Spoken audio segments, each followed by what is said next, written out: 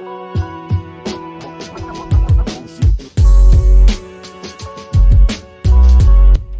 and welcome to the Purvis Versus podcast. My name is Eric Purvis. I'm an RMT, course creator, continuing education provider, and advocate for evidence-based massage therapy. Thank you for being here, and I hope you enjoy this episode. This is the first of my series on new RMTs. This episode features Tempo, who is a new RMT in Vancouver, BC. Today we have a really engaging discussion on their expectations prior to entering massage therapy school and how this differed from the reality of their experience. Tempo shares their thoughts on what would have made the education better, adding more time for critical thinking, philosophy, and ethics, for example. We also have an important discussion on the importance of learning about social determinants of health, trauma-informed care, and the need for more education on pain, particularly chronic pain. Tempo loves to devour information. I'm confident they will be a highly successful therapist who makes a positive difference in people's lives. I reached out to you a few weeks ago because you joined my membership community, the MMTC. And I saw you you made some posts on Instagram saying that you had joined it and you were a new RMT and you wanted to do some learning before you joined or before you got the results from your board exams. Is that correct? Yeah. Yeah. Yes. Yeah. Yeah. The waiting period in between exams and results was painful, so needed something to occupy the brain. Yeah, I shouldn't say I fondly remember those times, but I do remember those times of, waiting and anxiously, like, I'm sure I did well, but you never know. So Yes, I can appreciate, it's been a exactly. long time, but I can appreciate where you were at. So I know you started the membership. You probably haven't done much, but how are you enjoying it so far? I I took it as a sign that I made the right decision. The first webinar talking about causal narratives really got right to the heart of kind of the crisis of faith that I've been feeling since finishing school. So that was really nice. And I'm Yes. very excited about what else there is. Yeah. Yeah. Oh, that's great. Yeah, that first one was fantastic. I think the causal narratives by Monica Noy is Hmm. fantastic. I think it really challenges a lot of what we think we know. So I'm glad to see that as a new RMT that you or RMT to be as of the recording of. Hopefully, by the time this makes it, you'll have successfully passed your board exams. That you are having this kind of like these thoughts, these crises. You're like, oh my gosh, what did I learn? What am I doing?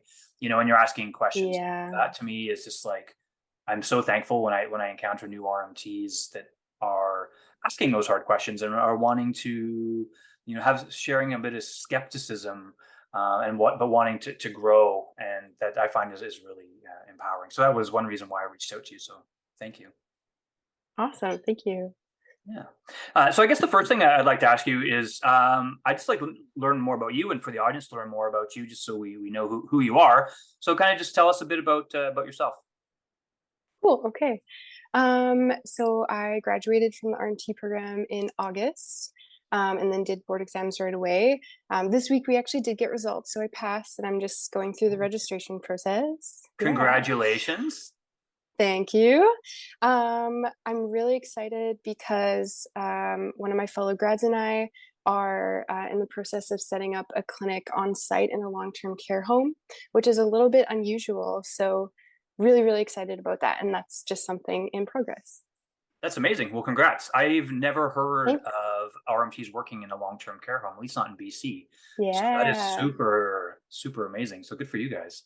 And Thank you. when do you hope to have that up and going? Um, because it's in a pre-existing organization, there's lots of different moving pieces. So hopefully, at the start of January. Oh, very cool. But So soon. currently I have yeah, in between graduating and now I have been working with residents and just going in room though, which has been a really amazing experience. Wow, that's so great. And I think that's one thing that I hope RMTs. I think they probably don't realize that there's a lot more potentially opportunities for us, rather than just the kind of typical musculoskeletal clinic model. There's a whole other Yes. wide range of population out there that really deserves and would benefit from what the care that we can provide. Yes, yes. I think birth and end of life are two major opportunities to be working with people outside of like a clinic room setting. I love it. I love it. Yeah. That's great. Well, I wish you all the best for that. So we'll have to keep in touch after Thank this. you. Let me know how that goes for you. So a typical question, which I remember getting asked this all the time, and I kind of hated it. But you know what? I'm going to ask you anyway. Why did you want to become an RMT anyway? Oh gosh, and yeah, and every time someone asks you, you give a different answer, really. Exactly. Um, I wanted to be in a healthcare role that worked one-on-one with people in um, like a very personal context without working in mental health. And I did not want to go to school for so many years.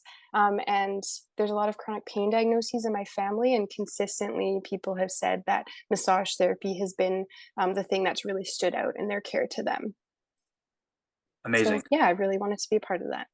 Great.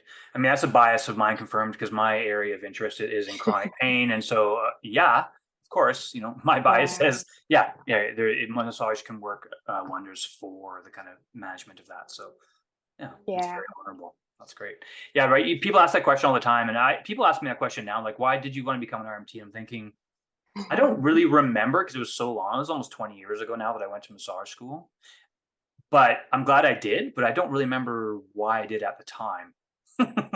Oh, did our one of our instructors at the beginning of the program had us write a letter to ourselves, like when we finished the program. Did you have anything like that or any journal entries to look back on? No, I wish we did. That would have been actually really quite a powerful thing to see.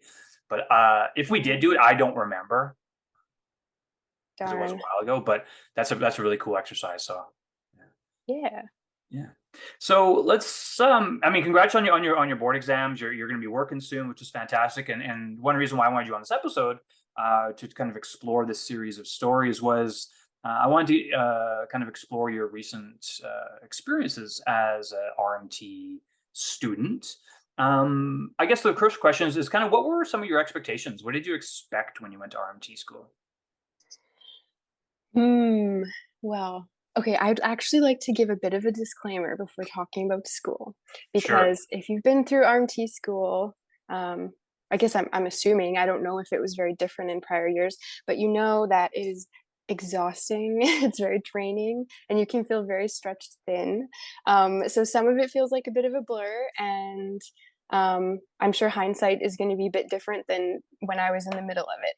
But expectations wise, beforehand, I didn't have any experience with any kind of manual therapies really. So I thought things were going to be more straightforward, as in, we'd learn about like, here are some problems and here are the solutions to them. And instead, it ended up, well, one, there's a lot of controversy that has, I don't know, been quite a journey to kind of wade through. And two, there's so much of it depends, which when you're a student who has to do exams, you don't want to hear it depends. You want to know, how can I do things right? Um, so yeah, that was challenging. I also thought that the challenging thing would be the material, as in I thought we would be learning about concepts in science and biology, and I thought those would be require a lot of brain power. But instead, I think the material was actually quite. Um, uh, it wasn't challenging material; it was the sheer volume of material in a very short amount of time that made it challenging. Yeah, and that's a common thing, right? You go to school with this expectation, and I'm going to kind of paraphrase this and tell me if I'm right or wrong here. Cool. Is you like, okay, so here's a pathology or here's a presentation, here's a condition, and this is how you fix it. Is kind of Yes. how a lot of us expect, and being, if you take yourself back to if you're just in the general public, you kind of that's what you expect when you go to see a massage or a physio or chiro or a healthcare provider. You're like, oh, they're going to fix this thing. And when Yes. I was in massage school, so we learned things were more fix it approaches, like, oh, like this is what you do, and these are some Mhm. techniques you do. But what you're saying is like you kind of learn that stuff, but then there was a lot of kind of disclaimers or like it depends stuff. Yes. Yes, and then, did you find that frustrating, or did your classmates find that empowering? Because I think it can go both ways, but that's just my opinion. Hmm. I think maybe both simultaneously, because I think we had some really fantastic teachers, and um, one of the kind of phrases that came up a lot is like, this is my recipe that I kind of fall back on, but I'm not teaching you recipes. Like, here are like think about the condition, think about what that means. And so in a way, like that's empowering and exciting because you get to actually bring more of yourself to it and more of your creativity and your thinking brain, your problem solving brain. But on the other hand, again, you're like, I'm so tired. I just want to do well. I want to pass my board exams, and all of this is just so much and kind of scary. So I think both. Yeah, no, that totally makes sense. Yeah, I think if I remember correctly too, you're worried that if you don't follow a recipe, if you don't do the right things, you might fail, or you might not pass your test, or you might not pass your board. Yeah, I think there. I mean, I don't think it's possible to give an accurate representation of boards. Like a lot of our instructors they're basing how they're teaching and how they're advising us based on their experience going through board exams. So then we get these messages now and then of like, well, don't do this on boards, or make sure you do this way for boards because that's what they want to see. And now, having been through boards, my impression at least is that I think these people are actually very reasonable. And if it's logical and it makes sense and it's clear that you're applying what you understand, then it will be fine. But yeah, throughout, I think there was this, you make sure you do this way for boards. Right. So would you say that a lot of Yeah. the program that a lot of the courses, they were geared towards like pass the board exams? Was that a constant focus, or? Uh, Sort of. Again, I feel like slightly complicated. I'm really grateful the school I picked included a number of classes that um, were not part of the curriculum, so we got more exposure to some other things. Um, I think there's some instructors who would say, like, if you were asking more questions, they'd say, "Don't worry about that. You don't need to know that for boards." And other instructors, and it also depends on what term you're in, but other instructors who are like, um, "This is what you need to know for boards, and this is what we want you to know for real life, because like this is more up to date, or this is, real life is a little bit more complicated." um yeah, so I feel like it's a mix. It depended on, oh gosh, here I go, it depends. Yeah. There's so much of it depends, and I think that's actually really important. I believe anyway in clinical practice, is because there's so Yeah. much it depends, because every person that comes to see you is going to be different. They Yeah. may have pain in the low, they may be coming in with suffering with low back pain, but their experience of it, their expression of it, their behaviors around it, their thoughts about it are all going to be different. So how can we apply Yeah. a one size fits all approach to care when every human is Yes. different, and every massage therapist is different too, right? How each of us treats or thinks or is going to be, there's going to be some similarities, but there's going to be a lot of differences in there too. So I like that Yeah. there was, you got some of that it depends kind of thing, or Yes. real life versus board exam stuff. That makes me happy to hear that that was your experience. I don't Me know too. if that is a normal experience. I think I'm going to, I guess by the time I get my way through all these interviews with recent grads, we'll have a better idea of Yeah, where things are going. But sounds so I'm far that yours was really pretty good. curious. Yeah, I'm curious too. So That's why I'm doing this. this is Yeah, the first interview that you're doing this is the first one I'm doing for of this this? series. For this Okay. series, yeah. So I've done Okay. some for the other series, and for those people that are listening, when they are listening to this, I'm not 100% sure when this episode is going to be released, but I'm gonna, once I get them all recorded, I'll release them in bunches. Yeah. Cool. Okay. So yeah, this is my first one for this series. You're the first So we'll one. have to wait to get the insights Yeah, from we'll you get to then the insights. So, other. in insight. So maybe by the time I'm finished my last one, we'll have a better consensus. Um, Cool. my interest is, so when I did my master's, I did my areas of research I like to do is a qualitative, which is more kind of stories and getting people's um, experiences, and so that kind of appealed to me to doing this type of podcast where let's just get a bunch of stories and get to a consensus. And it could be totally crazy, it could be wrong, but I think if we get enough people from across the country telling their stories about their experiences, it'll give us a general idea of what's out there and how people what they're learning in the massage curriculum. So we'll see. Yeah. Yeah. Uh, Cool. yeah. So that, I think it's great though, because you mentioned that you had some educators that were talking about, yes, pass the board exams, and some people were like, yeah, this depends, which is good because it creates that. I don't have to follow the recipe in Rattray, for example, which is a lot of the Yeah. textbooks, right? Which I know they use, and Not all the schools, but I know a lot of them do. Um, were you when you were told like, oh, it depends, this is real life, were you ever given any kind of like skills or information to kind of think critically about that? Or was it like, did they ever ask you to like, how do you know when it depends? And how do you know the difference in real life versus the difference of what the textbooks say? Like, did your instructors ever explore that with you? Do you guys ever have conversations or classes about that? Hmm. Mhm.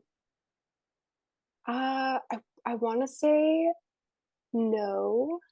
I This is actually one of the things that I wish there was a lot more space and time for in the program, is more of like a critical thinking analysis, like a little bit of philosophy, a little bit more of ethics.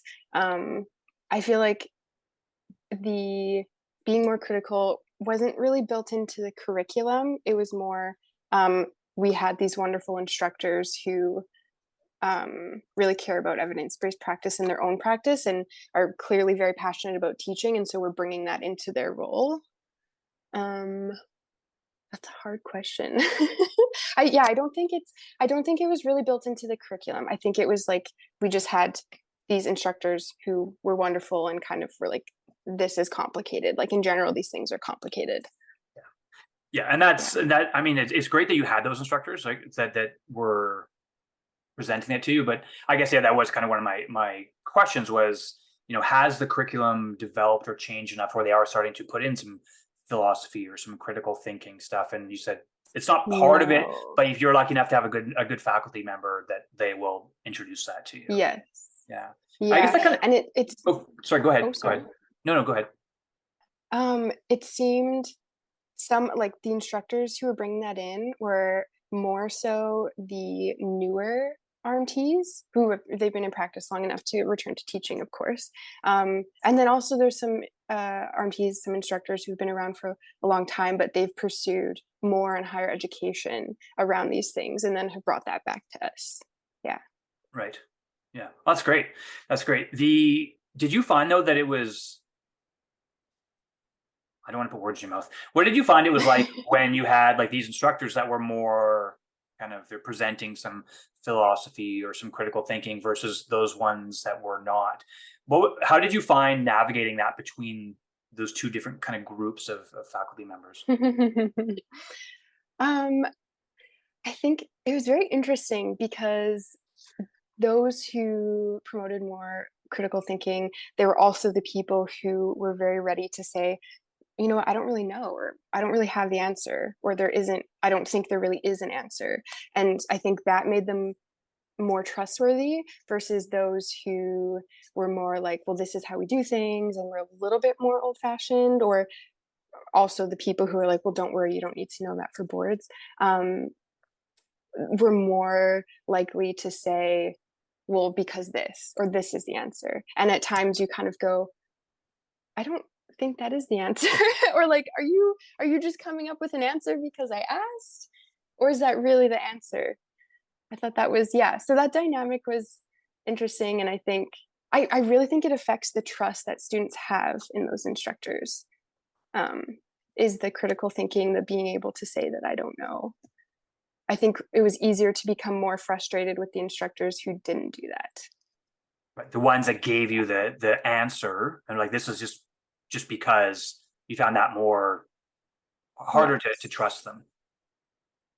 Yes. Maybe Yes. not like consciously, but kind of like a subtle mistrust that you don't even realize is there. Right. I think that's so interesting because the more, this is the way I feel anyway, the more we know, the more we realize we don't know. The Yeah. more we learn, the less sure we are of things that we think we are sure. Yes. Yeah. And when you have an instructor that says, has some humility and is kind of humble, like this is the least wrong answer, maybe, or this is the maybe Yeah. a better approach. If you just say, yes, this is what it is, I think that can be, I agree with you. I think that can be a problematic. And I know, like myself, been teaching Con Ed for so many years now. And when you first start teaching, you become more like, yes, this is what it is. And then as time goes on, you learn more. You realize, I just try to have a series of less wrong answers or expectations. And there's very few things that we're sure of. Now, obviously, if we're looking at like anatomy, physiology, Mhm. these things are like some of that stuff is pretty hard sciences. But if we're looking at how those things influence human behavior, or how our touch influences people, or how our interventions or our interactions can change or influence behavior or impact somebody, I don't know. Mhm. Like sometimes it works, sometimes it doesn't. And we can't Yes, just, yeah, I don't think we should just make it up. And it sounds, yeah. and I think your experiences in school, I would pretty much guarantee that those experiences are probably a very good reflection of what we see out in the general population of RMTs. You have those that are like, yeah, Mm. I've learned stuff. I've taken more education. I've had lots of experience, and I don't really know, but I'm okay with that. And then you have those that are Yeah. like, I know everything and I am right. Just listen to me. We're like, red flag. That's a big red flag. So anyone listening, that's a red Yeah. flag. Anyone says they're for sure they know something, myself included, red flag. Question them. Be skeptical. Yes, That's something I always say. Be I skeptical of agree. everybody. That's great. Yeah. That's great. So I guess Mhm. to kind of keep on talking about this, what you were saying about the experiences in your curriculum. Did you mentioned evidence based practice was talked about by some of these more, or talked to, we're going to call them critical thinking um, Mhm. instructors. What did you learn about evidence based practice? Oh, um, like in from the program or from the curriculum? I hope I'm not just forgetting something because of a period of being tired in school, but I don't really think that was covered at all. Um, I think I think the best exposure I had to that actually came from the RMTBC. One of their scholarship essay topics was on evidence-based practice. So I went down this big rabbit hole. But in school itself, I don't think it really came up other than instructors kind of being like, hey, this is important. Like this is something that you should consider. But it wasn't part of the curriculum. And it wasn't mentioned in any of your clinical classes. They never talked about like what's the best evidence for, or what's, for this condition or this presentation. They never explored or explained things Mm, or taught things that way. no, that would be really cool. That would be really cool. Um, I think there's one class where we had to pick like a research article and write a little paper about it. But I gotta be honest, like the article that I picked from the options, it's weird to me that it's research. Oh, um, no, I think maybe there was two or three instructors who they talk about something and they'd be like, well, actually, this is what I read. That's a lot more current. If you guys would like the link, I'm happy to send it and share it with you. So again, those same instructors who just added so much, I think, to the program, but not the norm. Definitely not the norm, because they're just going out of the same textbooks that are the CMTBC recommended resources. okay. Yeah. Okay. Now, I guess this is a pretty heavy, it's pretty a pretty loaded question. Do you how do you feel about that? That the fact that evidence based content was not a core component of your curriculum. um, I think even if it was, doesn't mean it would be done well, if that makes sense. Like, um, I think anyone can pull a bunch of studies that might support what they think. And then if you're a student, you don't necessarily realize, well, maybe they're pulling studies from many years ago and there's actually more recent studies that say things differently. But you don't realize that as a student. You're exhausted. You're just kind of relying on, well, especially if they're presenting it as evidence-based, then you're really kind of putting trust that it is evidence-based. But what research they draw from isn't necessarily the best quality, and you know might be dealing with topics that RMTs and their foundational education don't have enough understanding of to interpret properly. Um, so part of me is like, that would be so cool if they actually like presented evidence for these things. But at the same time, I still wonder if there wouldn't be issues with that as well. Hmm. So you say like What if do they you think? had, yeah, what do I think? If they had evidence based, if they're like, yes, this is we're going to incorporate, let's say, like evidence-based content into each course, for example. You're thinking that, Hmm. you're saying that even if they did, it might be biased or might not be the best available evidence anyway, because maybe the faculty, not all the faculty has the skills to translate that knowledge into, or bringing that current Yeah. relevant evidence into that course. Also, from what I understand, the instructors are not paid for prep time. They're paid for teaching time. So for them to redevelop the course or reintegrate new evidence into the course from term to term or however often is necessary, I don't think they're really empowered to do that. Right. There's not an incentive Yeah. for them. Yeah. And I Another, think a lot of the instructors give so much already outside of their teaching time that I I would totally understand them not wanting to put more into it. yeah, yeah, yeah, exactly. And this is not about blaming anybody. It's just more about just Yeah, yeah. exploring these topics. And I would say too that, if you're an RMT and you're working and you're billing on 115, 120, $125 an hour or whatever, and then you're teaching at a school for, I don't know, 35, 40, 50, maybe $60 an hour, depending on where you're at. Yeah. And you're only getting paid when you're there. It's asking a lot for them to Mhm. take the time to maybe bring in more content, unless it's something they're really passionate about. And I'm sure it sounds like you had some instructors that were, and that's what they wanted to do. Yeah. But I would say, for looking at, I think there's 9 massage schools in BC right now. How many instructors would there be in each Yeah. school? That's asking a lot for people to put Mhm. time on. So yeah, it's interesting. So you asked me how do I feel. I think personally, I mean, bias, but this is something I am involved with, not in BC, but in some places outside of BC, looking at kind of incorporating evidence-based curriculum, or content into the curriculum. And yes, I think that uh, really the foundations should be like, you shouldn't be teaching healthcare providers stuff that doesn't have an evidence base or support behind it. If you're teaching belief based content or things based only on personal experience, that's okay.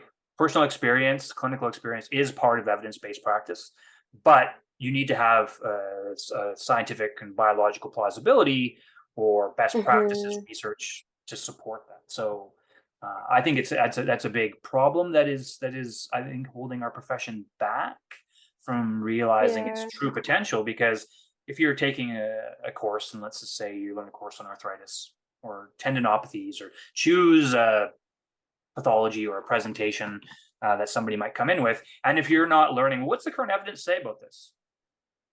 Mhm. What's the least wrong thing to do with these people? How do we communicate this to people? How do we rule out red flags?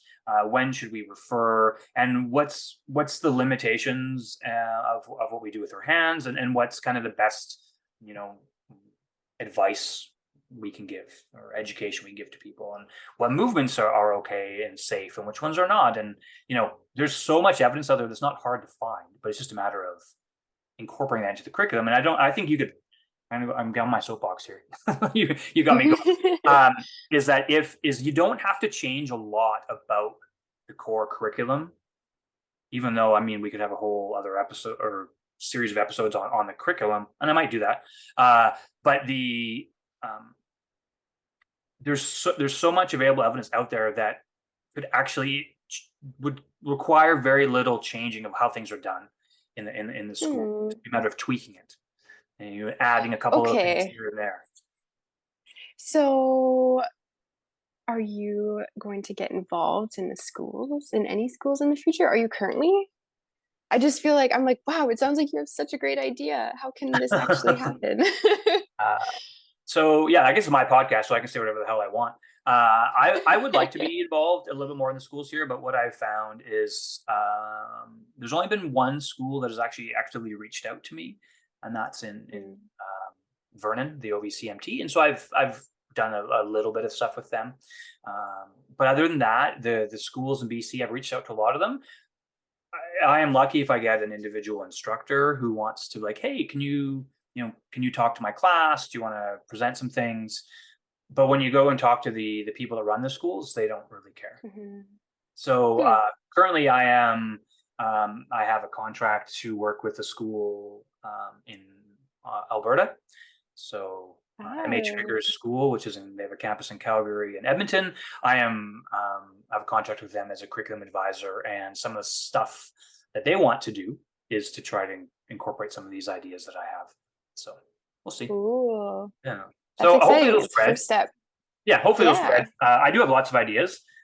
It's just a matter of having people, I guess, want to change, right? And I know Mhm. if we look like take the big zoom out approach and we look at things like, there is legislation involved and it's hard, like for the college to change the curriculum and for the RMTVC and for the schools to change their curriculum. Like it's not as easy as it is in other professions because we don't have like an independent research group that everyone can draw information from to help inform the curriculum. So it's a little more Mhm. difficult. It's a little more difficult here, I think, than maybe in some unregulated provinces. Gotcha. As well as too is we look at how many massage schools there are in Canada. We look at how some provinces are regulated, some are unregulated.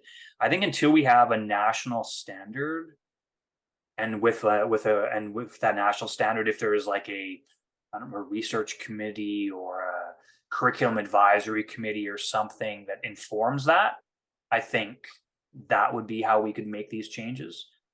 But the problem is there's Mm, so many different individual stakeholders all over the place. I think it's very hard for the profession to yeah. kind of get on board. So what we're left with is individual schools, individual instructors trying to do their best.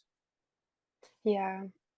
I'm really curious. I want to say it was like a year ago. I messaged you on Instagram because I listened to one of your podcast episodes with Jamie, where you kind of talking about this realm of ideas, and um, you said something like about how it's actually the schools that need to change the curriculum, not the college board's requirements. And Mhm. I've just like thought about this and I'm like, what do you mean? Really? Because, like when students go to pick what school they want to attend, they look at board exam passing rates. And then the whole time you're in school, you just want to pass the board exams because you need a job, you need to pay back the tuition you're paying, and the schools are shaping what they're teaching based on passing the board exams, so they have those rates that students see and then register. So what would that, do you think there would be like an uncomfortable transition period where passing rates would be lower and then the board kind of catches up, or what would that look like? That's a really good question. I feel strongly that if you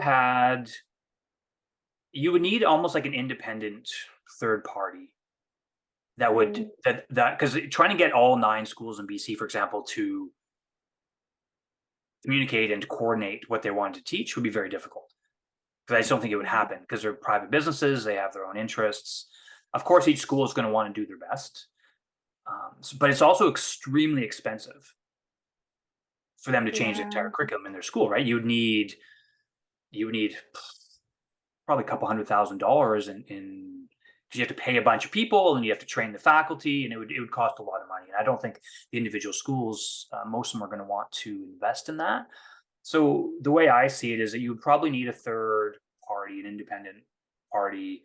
Maybe if all the schools said, "Hey, we're going to contribute some money into this group that was going to maybe redo the curriculum or update the curriculum," and then that curriculum could go, and the college could say, "Hey, this is what you have come up with. Okay, then we'll create our board exams to reflect that mm, change in the curriculum, as long as it's within the scope of practice."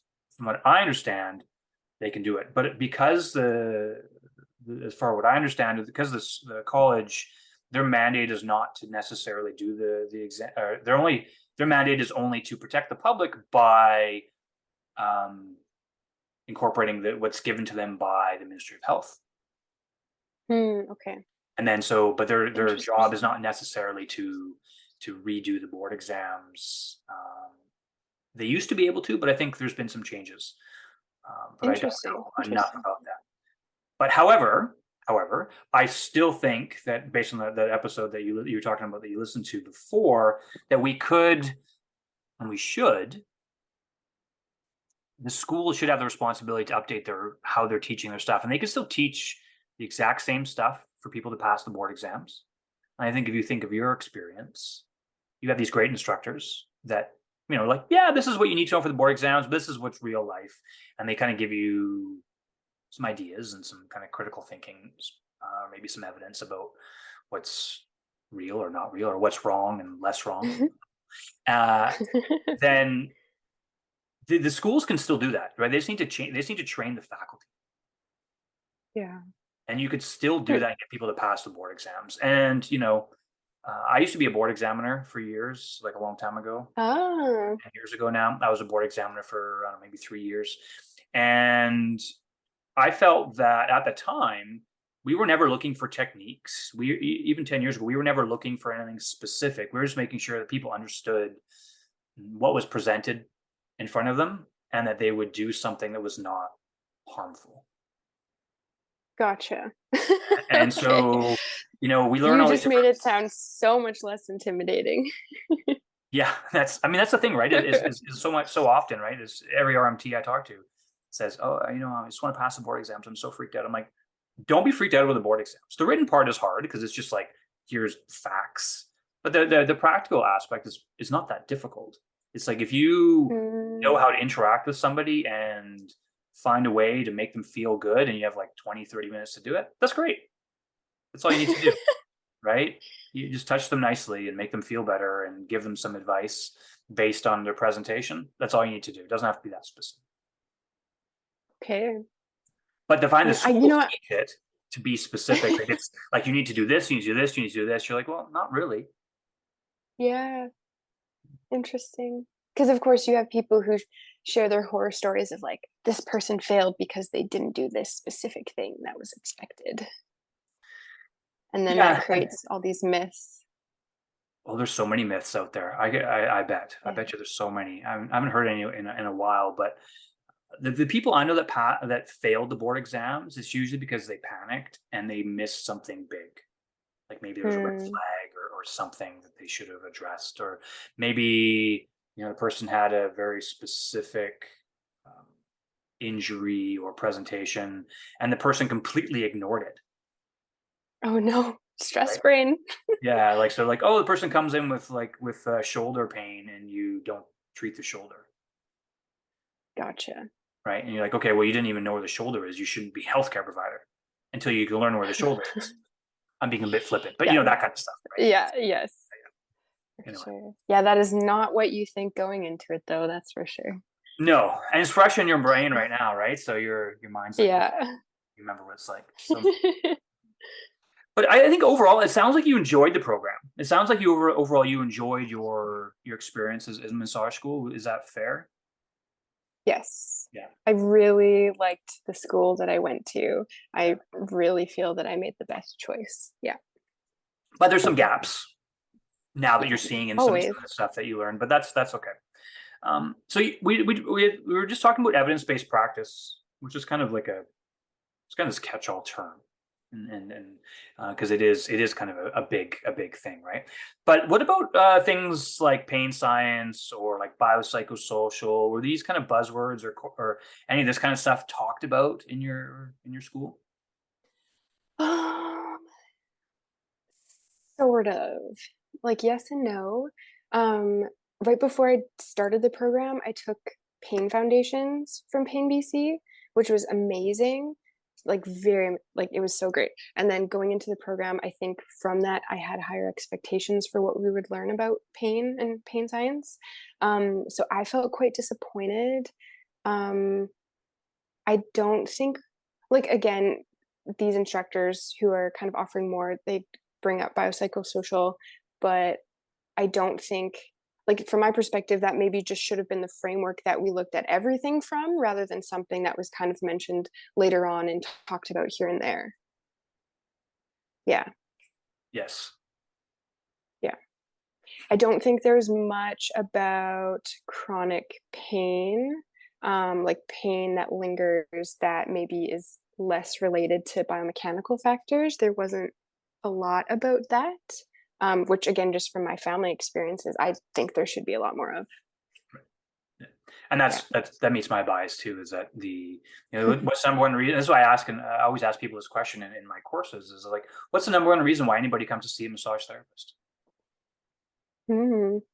They hurt, they're in pain, and their pain is generally impacting their quality of life, their ability to do something. Right? Or maybe people just want to come in for relaxation, maybe they just want to use their benefits up, whatever. But most people, when they go see an MSK healthcare provider, come to see them because they hurt. They're in pain. Yeah. And so it's always, this is another loaded kind of statement here, but tell me what you think. Don't you find it almost negligent that the number one reason why people come to see us is because of pain, but it's the one thing we learn the least about in school? Negligent, that's a big word. It's a big word. I do wish. I think this actually ties into what I think is the most lacking in the program is I think we should have had a little bit of sociology, like talking about social determinants of health and how that affects people's experience of pain. I think trauma-informed practice, that should not be a continuing ed thing. That should be covered in school. Like for any healthcare practitioners, but especially RMTs who work with people in very vulnerable positions. Um, and like philosophy and ethics and a bit more encouragement to examine your personal values and how those may affect the care you provide, because all of that is so important to people's experience of pain. And I don't think any of that was really addressed, unfortunately. Yeah. I love how you're saying the experience of pain. I can tell that you're somebody that is well immersed in kind of the pain literature, or the lived experience of pain, because that's the thing is so often it's pain is, it's an experience, right? Like, and so, but so often it's taught as Mhm. something that can be fixed, or something that is wrong, that needs to be, mm, yeah, something needs to change or fixed for it. But a lot of times it's an experience, and that, maybe we can't change it, maybe you can alter it a little bit. But I love that you're, Mhm. brand new RMT, and you're already thinking, oh, pain is an experience. And it's a personal, subjective experience. It's so unique to everybody, and I think that should be Yeah. foundational knowledge to me. Like if you just had your pain course, and if you had a pain course in your first term, and it was like, yeah, pain is an experience. It's different for everybody. It's unique. It's subjective. We don't Mhm. always know why they have it and why people suffer more than others. We don't know why some it lingers, some it doesn't. Maybe there is some systemic issue. Maybe there's like an old injury. Maybe there's inflammation. Maybe there's whatever. Yeah. We don't always know. But it's an experience we have to accept and validate. So important. But Yeah. Yeah, I like that. That would be amazing in the first term, like right from the outset. Or even just looking at pain not as like someone has pain here. Well, they probably have this posture, and this posture is dysfunctional, and they're going to suffer these consequences unless you fix their posture by doing XYZ. Um, versus like, how do they feel about their pain? Where do they believe that their pain is coming from, or what do they think is contributing to it? And do they want to resolve their pain? Is that even like what are their goals around that? Like that's, yeah, negligent is such a big word, but I do think it's really unfortunate that that's not um more of the approach. Yeah. yeah, yeah. I purposely use the word negligent because I think it is, of everything. I don't want to be overly critical, but I think of everything that should be emphasized in any MSK profession. Well, it doesn't matter what it is. It should be understanding that experience of pain, or at least having what I say a less wrong understanding of it, and that should be your foundation, because Hmm. everything's going to build from that. So I think that the profession, with you in it, like, is going to be better because of it, because you are already understanding and appreciating like the complexity of pain. And yeah, posture, I don't know, maybe posture is a part of it, maybe it's a risk factor, but is it causative? Hmm. You don't know. Probably not. The evidence says Yeah. probably not. Maybe what happens when you correct I'm air quotes. This is an audio, you can't see it. Air quotes. Air quotes. The You correct that posture, and guess what? Maybe they still have pain. So is it Yeah. posture? What else is it? And it leads us searching for something else, right? And then Yeah. what can happen too, we're going to follow this kind of train of thinking, is oftentimes what will happen, and I see this all the time, and I'm guilty of this too. I was guilty. I try to be less guilty about it now. Is then we start thinking, okay, well, maybe what are these socioeconomics, these psychosocial factors and lifestyle factors, other things that might be influencing their pain.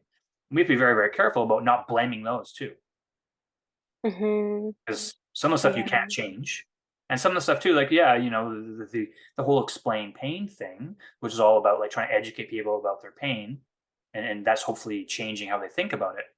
But in a lot of cases, that just makes people feel worse because it makes them. It's like blaming their thoughts or just blaming their something they don't have Mm, control.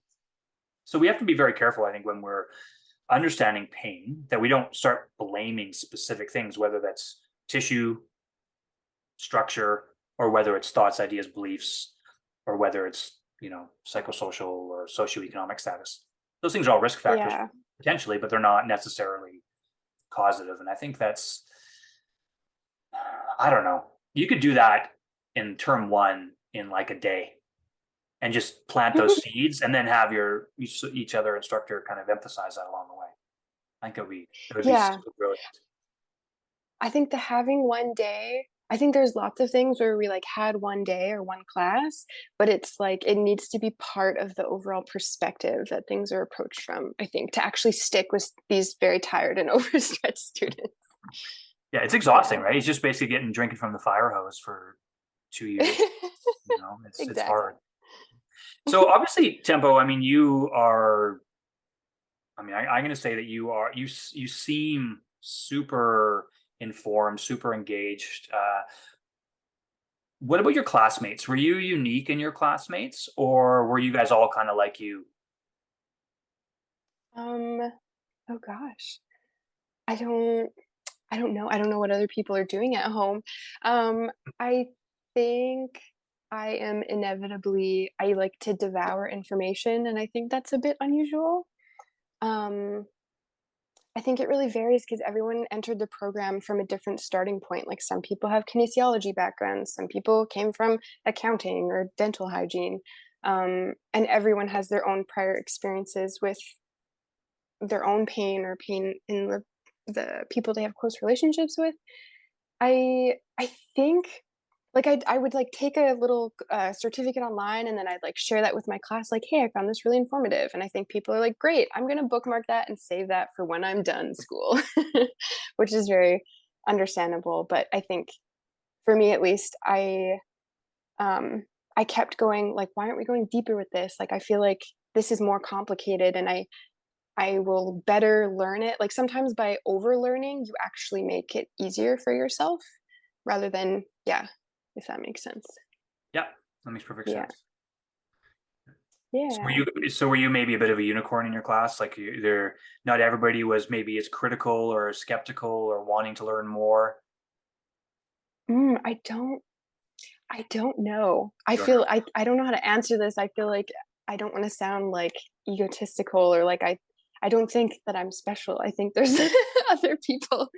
Um, I think everyone kind of had their strengths and their different interests. Like there's people in my class who really went hard with like the biomechanical model of things that is still really not something I wrap my brain around. But I'm more drawn to like I mentioned before, like um more of like intricacies of boundaries and like dynamics with patients and like difficult conversations and how to navigate them. Like that's just more what I saw as being important to spend my time on, rather than some of the stuff that we were actually learning in class. Yeah. Well, I would Yeah. say that if we look at, I'd say if we're going to take an evidence-based approach, the stuff that you were talking about is, oftentimes people call that the hard skills or the soft skills. Sorry, but those are the hard skills, right? Yeah, Yeah. interacting with people, understanding the stories, things like you talk about trauma.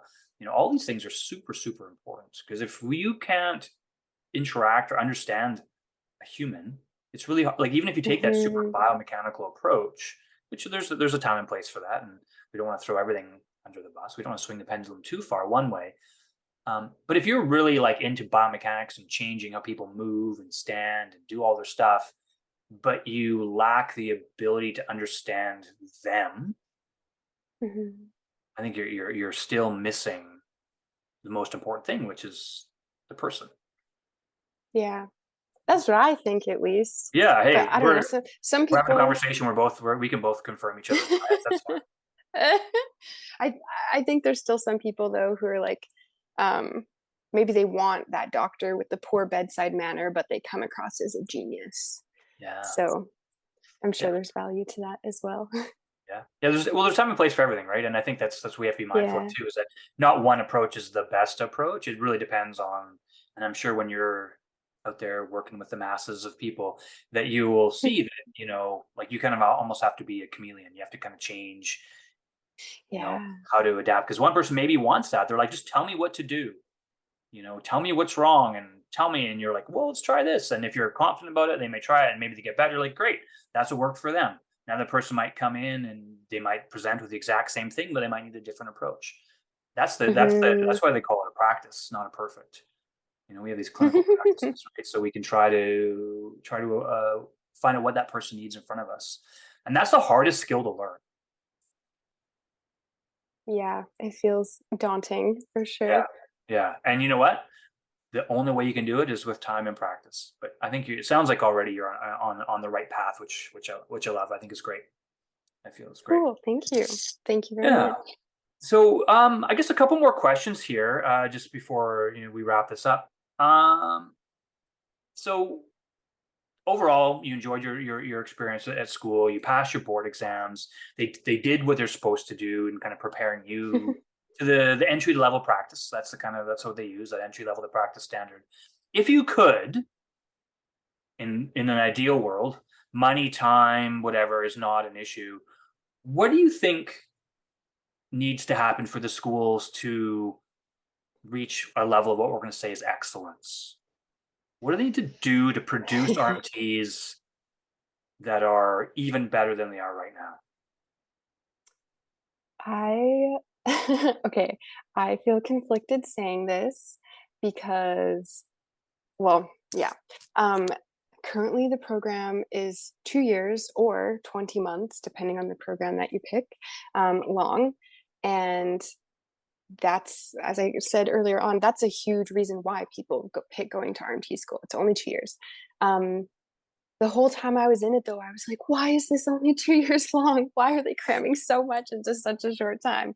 So I think a really huge thing, um, would be even extending it by a year and having slightly longer breaks in between the terms, or just allowing more time for students to be human beings. Um, I think sometimes we'd have like 2 weeks in between terms, and that's just not enough. And sometimes 3 weeks in between, and that's okay. And every time you return from a break, you're just like, whoa, it's like there's so much simmering going on subconsciously. And I feel like that's what was really lacking, is that time for you to actually digest and absorb and kind of process and integrate, and to have, like, just to have more spaciousness, I actually think would drastically increase, yeah, the quality of your learning. um I also think it would be amazing to bring in more instructors who are not just RMTs. We had some instructors who worked in medicine, who were teaching, but for the most part it's RMTs teaching future RMTs. But what if, again, going back to like a little bit of sociology, some trauma informed practice, some philosophy ethics related to healthcare. I think it would be so cool to have people from different fields, or who teach other fields of practitioners as well, come in and talk about those things in the program. I also think, because the clinical experience you have in like outreaches or student clinic, those are huge, but you're so tired and you're stretched thin that you're trying to analyze and apply what you learned, but you're also trying to hold space for this human being that you're interacting with. And that's frustrating because you're so like worn down. Again, having more space to increase the quality of those interactions, I think would go a long way. Yeah. I love that. Yeah. Ideal world, that'd be Cool. perfect. Yeah. So basically, increasing the length of the program, but also putting breaks in there so you can kind of integrate and just recharge. Yeah, yeah. I think it used to be 3 years. Is that true? It used In to the be 3 years. earlier. Yeah. Yeah. When I went to school, it Okay. was a 3-year program. They had an accelerated program, which is basically It used to be 7 semesters, and they would space it out over 3 years. So you go for like 2 terms, and you get like a term off, and then they did that. Mm. When I went, we were part of an accelerated program, which was 7 semesters, same length of time, but it was all bang, bang, bang, bang, bang, bang, right, one after another. So it took, I don't know, Oof, just over 2.5 years, I guess it was, maybe 28 months or wow. 30 months. So it was done quicker. But I remember it being overwhelming too. Like you just had so much information. Now, looking back, knowing what I know now, it was great length of program, I thought, because it did give you lots of stuff. But so much of the stuff we learned was nonsense and stuff they Mm, got rid yeah. of. And the last stuff they got rid of was modality courses, like these very different modality courses. Like we did on craniosacral, and we did lymph drainage, and we did like a advanced myofascial course. So we learned all this stuff, but you're like, you could have easily put in something way more valuable than those. Yeah. And this is a big thing that I'm all about, is like really trying to move away from all these different named modalities, because it doesn't matter how we push, pull, or twist skin. It doesn't matter what we call it. One can't be right and the other one can't be wrong, right?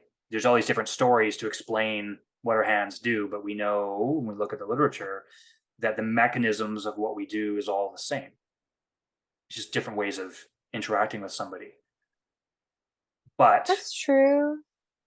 there's Mm. anyway, there's a lot of emphasis on different named techniques. I think it would be I would love to see the schools move towards here's manual skills 1, 2, 3, 4, whatever it is, but it's just different ways of touching people rather than giving them these complicated explanations, or like, well, in this course, am I getting rid of trigger points, or is Mm. this course, am I getting rid of fascia? In this course, what am I doing? Just like, no, it doesn't matter.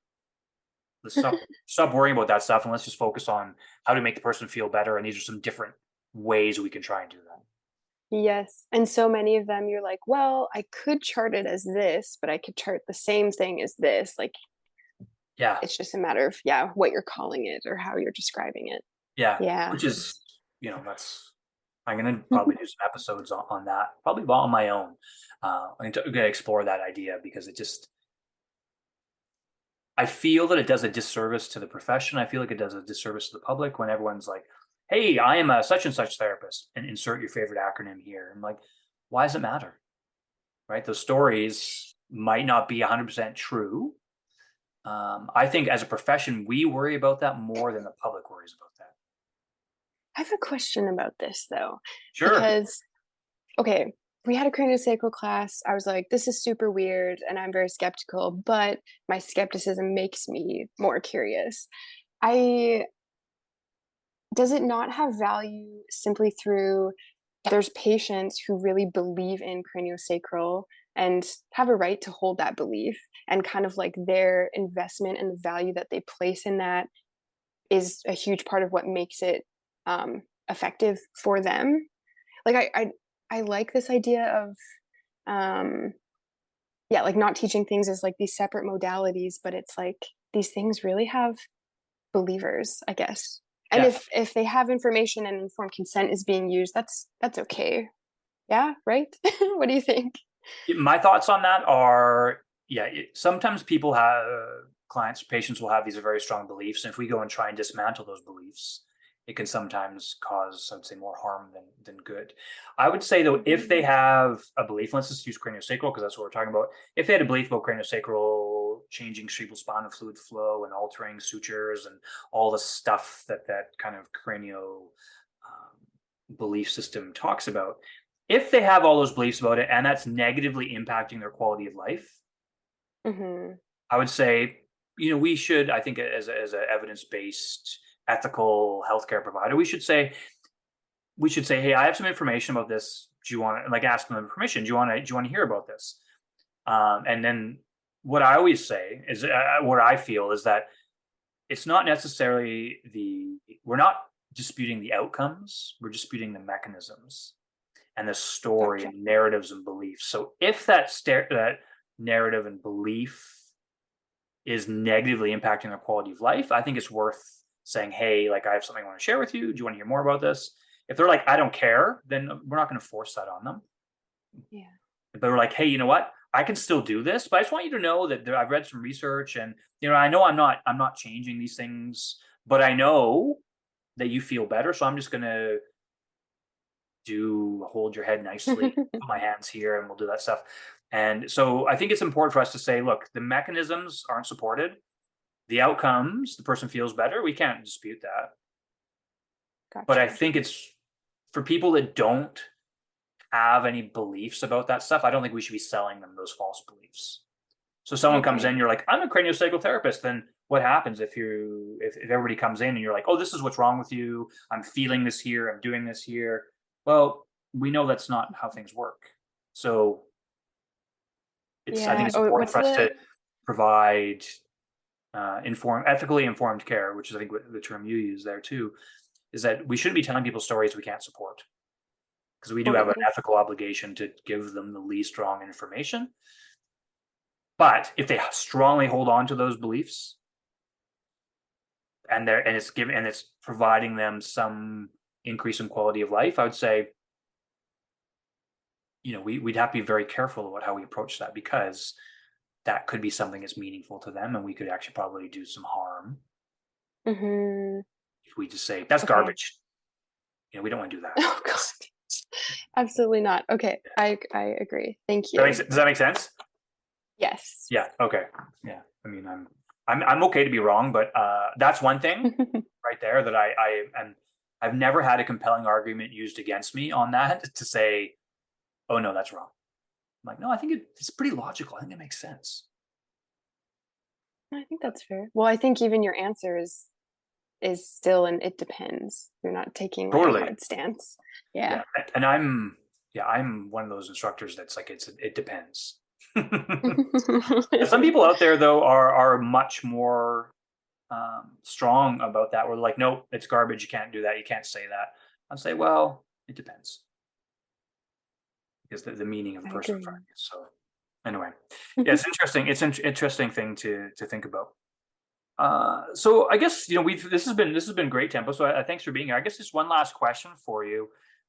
What are kind of some of the future directions you want to take? What kind of things do you want to learn more about in your professional development? Oh my goodness. Um, I feel, yeah, a bit confused, well, amidst the crisis of faith on that. I think maybe one of the first things is around communication. Um, I read, oh gosh, I don't even know what it was called. It's a PhD, it's a dissertation. It's a paper by Peter Stillwell, and one of the things he talks about is um, use of different metaphors. And I feel like I'd like to learn more about, and I'd like to have a really strong grasp of um, good suggestions for metaphors to use when talking about pain or dysfunction that are empowering and um, reasonably good representations of the complexity of those experiences, rather than like oversimplifying them and then like giving a view of the body being broken, or looking at it like a machine. So I think, yeah, things around communication and language and um, yeah, dynamics with patients. I don't really know where to find that at this point in time, but I'm just constantly searching for resources, and I'm sure there's some things in the future webinars for the manual and movement therapist community to look forward to. Yes, we'll do a little shameless plug there. There is a lot of stuff in there. There's a lot of webinars in the MMTC where they talk about language and communication and kind of reframing, that kind of thing. If you like Cool. podcasts, I would say if you're looking for a podcast on language, Words Matter podcast is really great. Dr. Oliver Cool. Thompson, he's based in the UK. He talks a lot, hence the title, Words Matter. He talks a lot about the language and stuff we use, and he brings in lots of really big name researchers and educators too. So Cool. he's got a website as Thank well. you. Yeah, so I would search him. He actually has a presentation in the MMTC where he talks about Oh, just language and reframing for, I think, for low back pain. So that'll be in there as well for you. awesome. I look Yeah. forward to it. Yeah. So, well, that's great. Well, you have the whole world ahead of you now, Tempo. So you've got your practice starting. You've got a whole new career as an RMT, and you've got lots of good questions. And I think you have a healthy level of skepticism. It's really good to hear that your experience in school was not terrible, other than probably the stress of time and anxiety. But it sounds like you had some good faculty Yeah. that has kind of prepared you for a little bit more of the, we're going to say, is the complexity of the real world. So I wish you all the Yeah. best, and thanks for being here today.